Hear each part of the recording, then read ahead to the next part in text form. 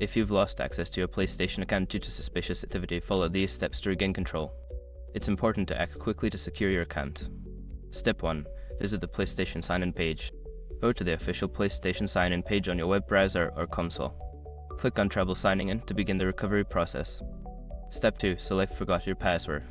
On the sign-in page, choose the option for Forgotten Passwords. Enter the email address associated with your PlayStation account and follow the prompts to receive a password reset link. Step 3. Check your email. Look for an email from PlayStation with instructions to reset your password. If you don't see it in your inbox, check your spam or junk folder. Click the link provided in the email to create a new password. Step 4. Change security settings. Once you've regained access, navigate to your account settings. Update your password to something strong and unique. Enable two-factor authentication for added security to protect against future unauthorized access.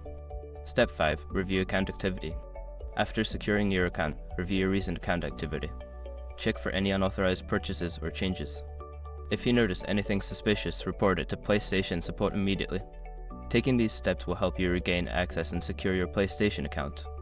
Always remember to keep your account information safe and monitor it regularly.